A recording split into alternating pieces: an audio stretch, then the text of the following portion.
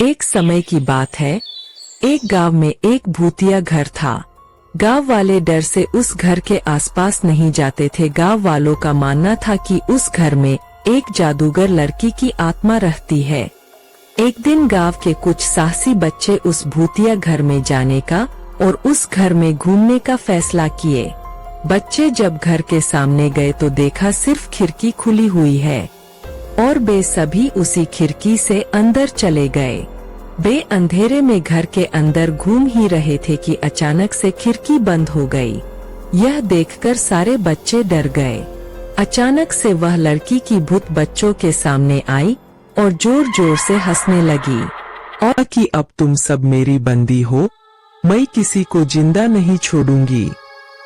बच्चों को डर के मारे कुछ समझ नहीं आ रहा था, लेकिन फिर भी वे हिम्मत नहीं हारे और सब एक साथ मिलकर बाहर निकलने का रास्ता ढूंढने लगे।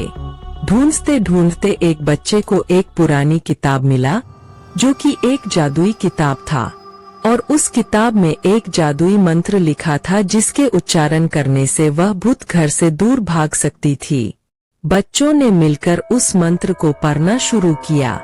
अचानक से एक रोशनी घर के अंदर आई और उस भूत को साथ ले गई।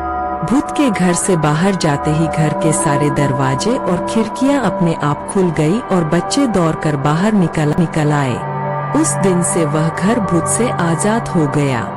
गांव वालों ने सारे बच्चों के साहस की तारीफ की और सबको इनाम भी दिया।